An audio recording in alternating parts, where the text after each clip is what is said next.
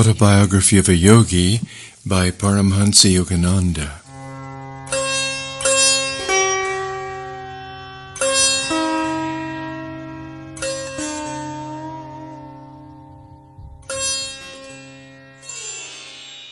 Chapter 36. Babaji's Interest in the West.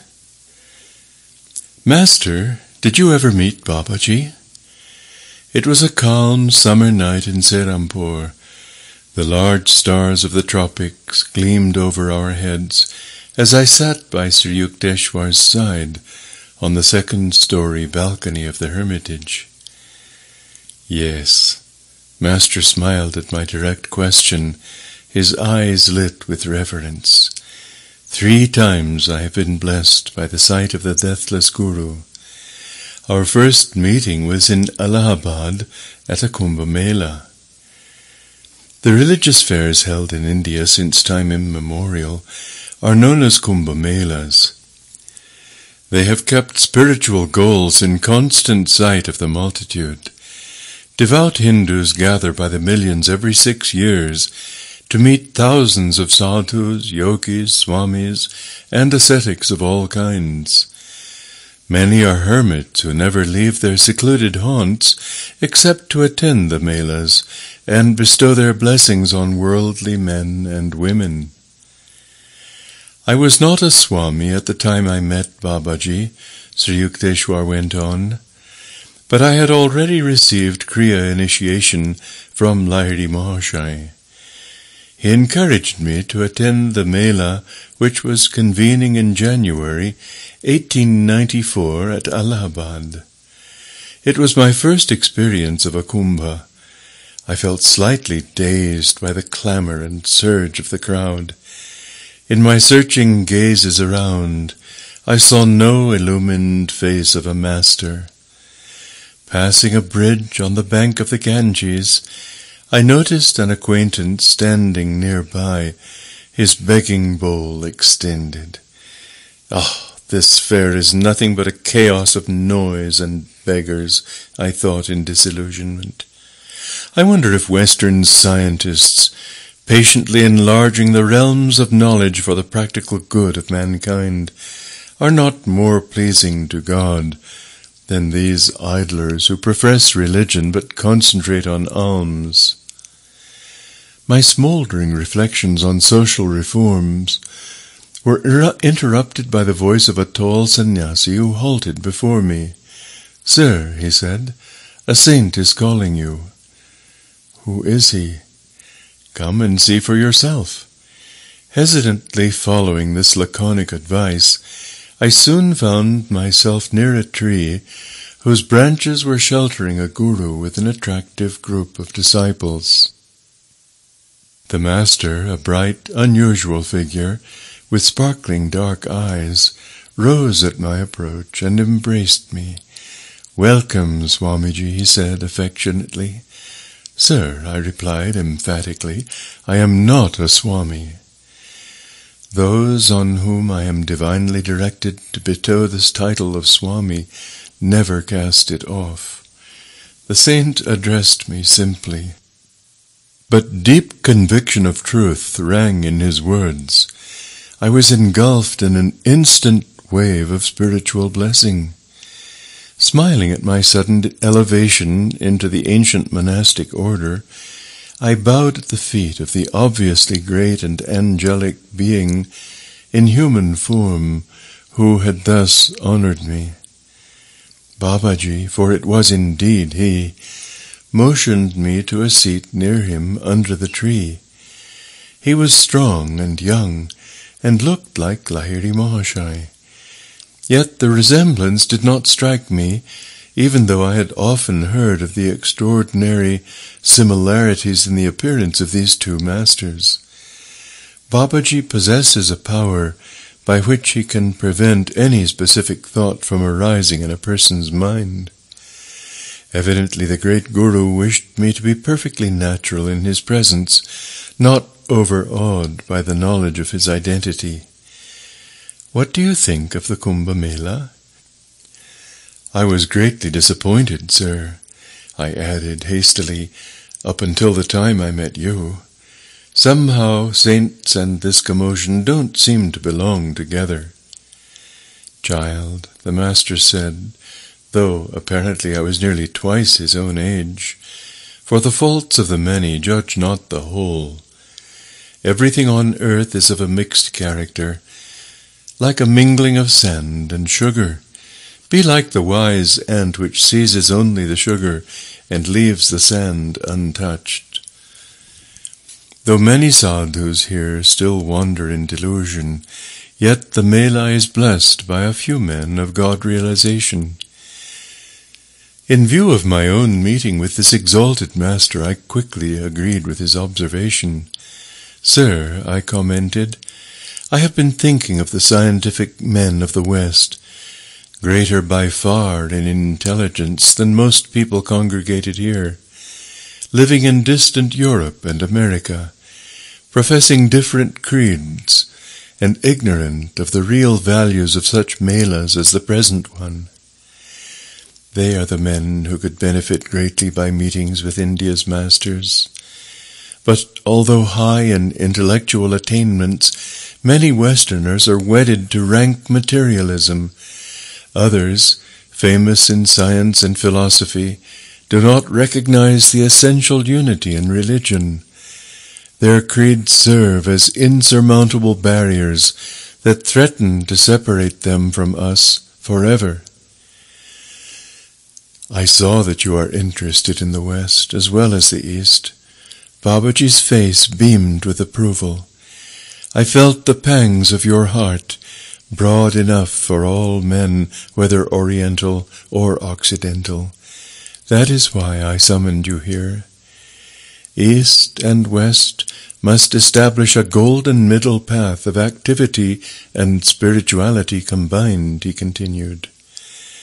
"India has much to learn from the West in material development.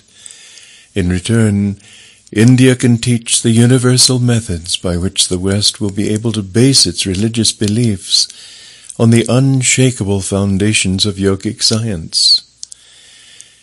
You, Swamiji, have a part to play in the coming harmonious exchange between Orient and Occident.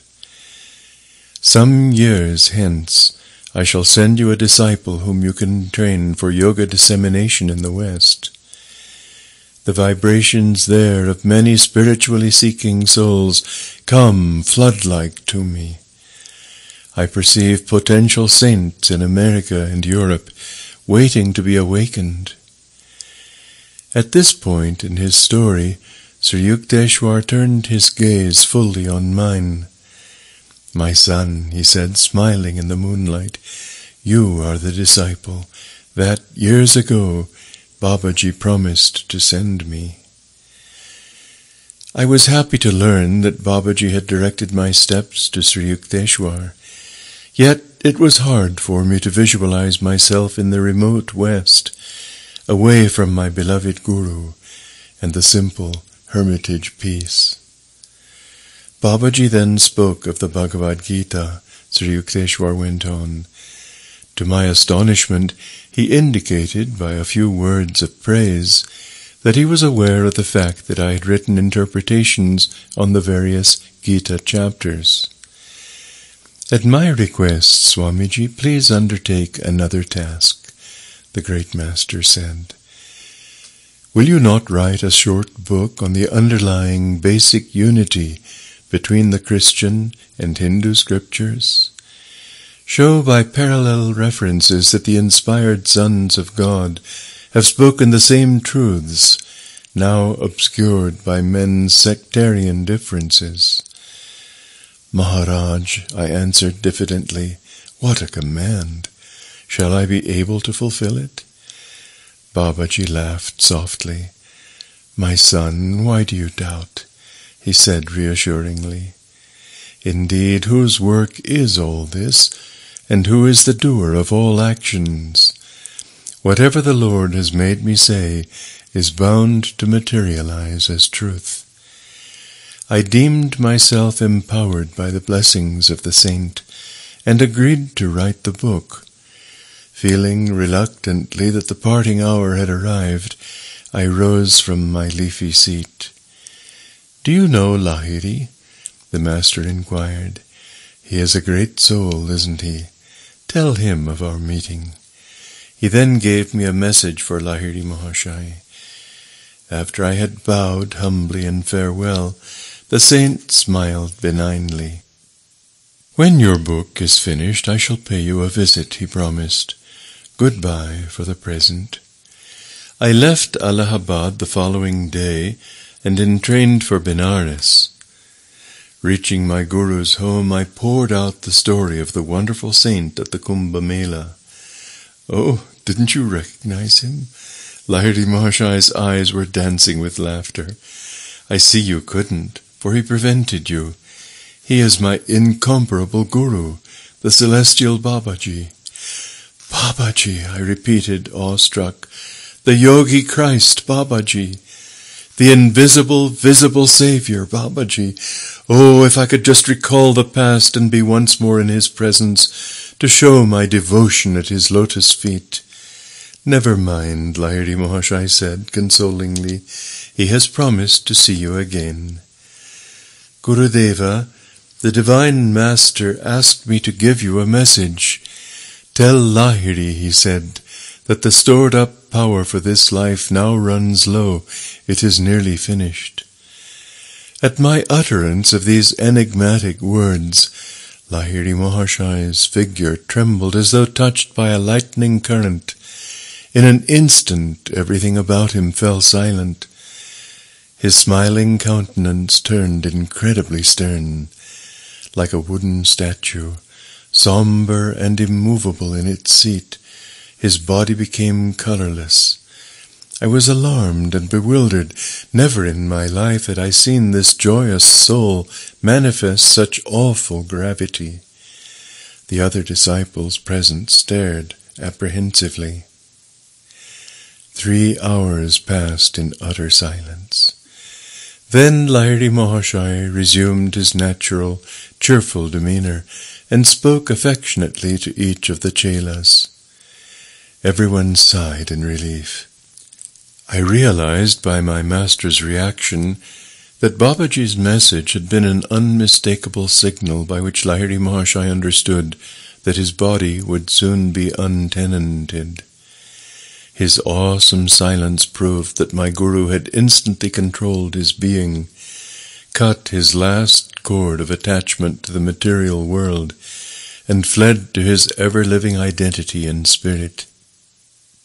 Babaji's remark had been his way of saying, "I shall be ever with you."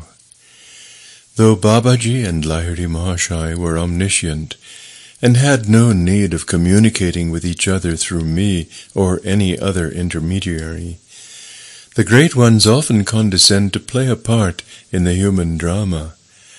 Occasionally they transmit their prophecies through messengers in an ordinary way, that the final fulfillment of their words may infuse greater divine faith in a wide circle of men who later learn the story. I soon left Benares and set to work in Serampore on the scriptural writings requested by Babaji. Sri Yukteswar continued. No sooner had I begun my task than I was able to compose a poem dedicated to the deathless Guru. The melodious lines flowed effortlessly from my pen, though never before had I attempted Sanskrit poetry. In the quiet of night I busied myself over a comparison of the Bible and the scriptures of Sanatana Dharma. Quoting the words of the blessed Lord Jesus, I showed that his teachings were in essence one with the revelations of the Vedas.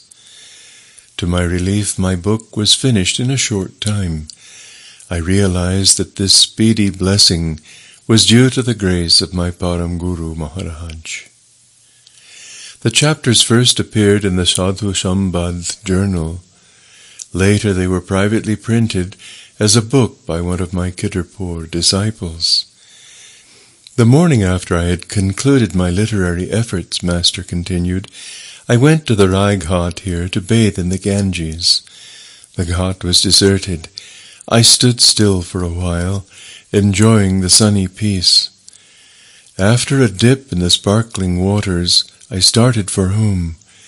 The only sound in the distance was that of my Ganges-drenched cloth, swish-swashing with every step. As I passed beyond the sight of the large banyan tree near the river bank, a strong impulse urged me to look back. There, under the shade of the banyan, and surrounded by a few disciples, sat the great Babaji. "Greetings, Swamiji." The beautiful voice of the Master rang out to assure me I was not dreaming. "I see you have successfully completed your book. As I promised, I am here to thank you." With a fast-beating heart, I prostrated myself fully at his feet. "Param Guruji," I said imploringly, "will you and your chelas not honor my nearby home with your presence?" The Supreme Guru smilingly declined. "No, child," he said. "We are people who like the shelter of trees. This spot is quite comfortable." "Please tarry a while, Master." I gazed entreatingly at him. "I shall be back at once with some special sweetmeats." When I returned in a few minutes with a dish of delicacies, lo, the lordly banyan no longer sheltered the celestial troop. I searched all around the ghat, but in my heart I knew the little band had already fled on etheric wings. I was deeply hurt. Even if we meet again, I would not care to talk to him, I assured myself. He was unkind to leave me so suddenly. This was a wrath of love, of course, and nothing more. A few months later I visited Lahiri Mahashaya in Benares. As I entered his little parlor, my Guru smiled in greeting. "Welcome, Yukteswar," he said. "Did you just meet Babaji at the threshold of my room?" "Why, no," I answered in surprise. "Come here." Lahiri Mahashaya touched me gently on the forehead. At once I beheld near the door the form of Babaji, blooming like a perfect lotus. I remembered my old hurt and did not bow. Lahiri Mahashaya looked at me in astonishment. The divine Guru gazed at me with fathomless eyes. "You are annoyed with me?" "Sir, why shouldn't I be?" I answered. "Out of thin air you came with your magic group, and into the thin air you vanished. I told you I would see you, but I did not say how long I would remain." Babaji laughed softly. "You were full of excitement. I assure you that I was fairly extinguished in the ether by the gust of your restlessness." I was instantly satisfied by this unflattering explanation. I knelt at his feet. The Supreme Guru patted me kindly on the shoulder. "Child, you must meditate more," he said. "Your gaze is not yet faultless. You could not see me hiding behind the sunlight." With these words and the voice of a celestial flute, Babaji disappeared into the hidden radiance. That was one of my last visits to Benares to see my Guru, Sri Yukteswar concluded. Even as Babaji had foretold at the Kumbh Mela, the householder incarnation of Lahiri Mahashaya was drawing to a close. During the summer of 1895, his stalwart body developed a small boil on the back. He protested against lancing. He was working out in his own flesh the evil karma of some of his disciples. Finally, a few chelas became very insistent. The Master replied cryptically, "The body has to find a cause to go. I will be agreeable to whatever you want to do." A short time later, the incomparable Guru gave up his body in Benares. No longer need I seek him out in his little parlor. I find every day of my life blessed by his omnipresent guidance. Years later, from the lips of Swami Keshavananda, an advanced disciple, I heard many wonderful details about the passing of Lahiri Mahashaya. A few days before my Guru relinquished his body, Keshavananda told me, he materialized himself before me as I sat in my hermitage at Haridwar. "Come at once to Benares." With these words, Lahiri Mahashai vanished. I entrained immediately for Benares. At my Guru's home I found many disciples assembled. For hours that day the Master expounded the Gita.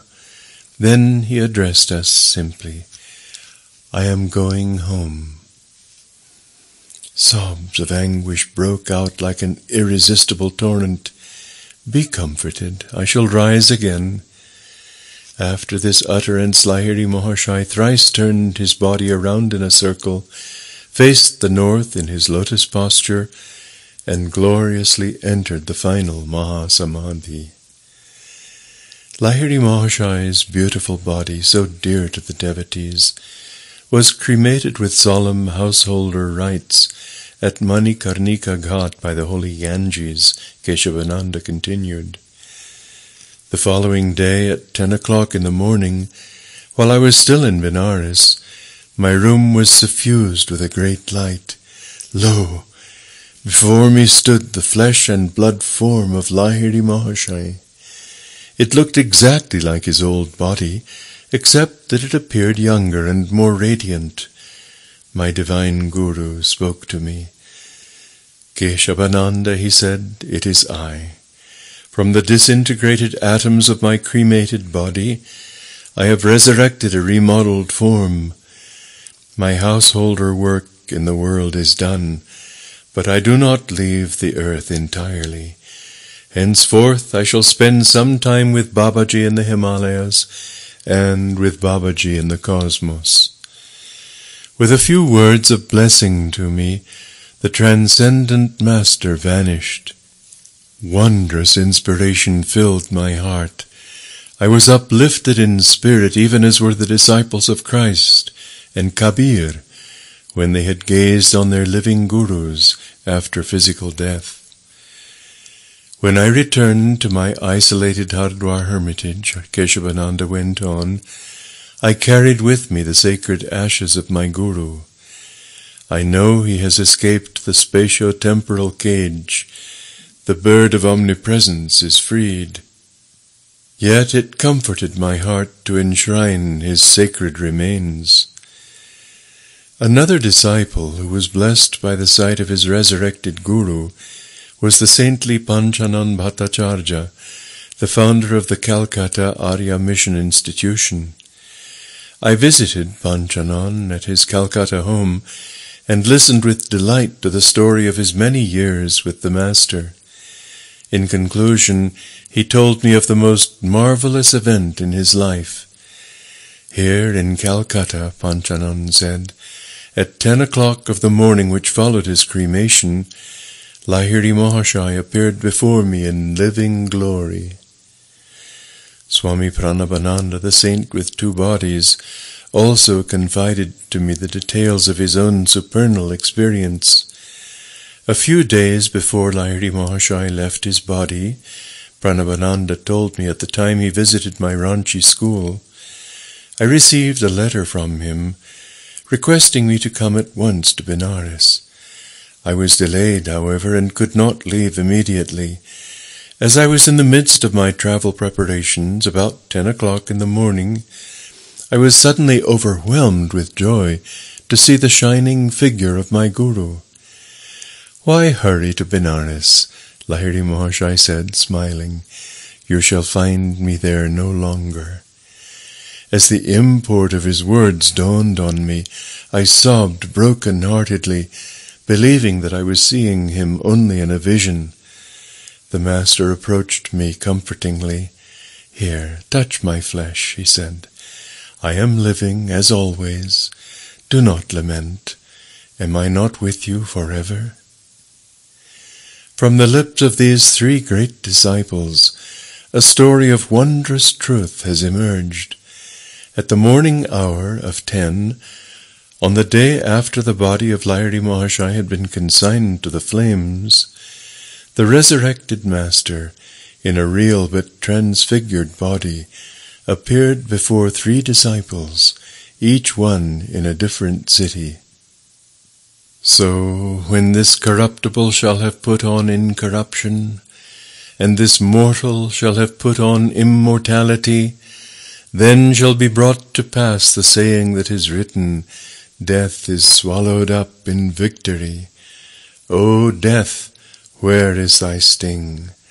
O grave, where is thy victory?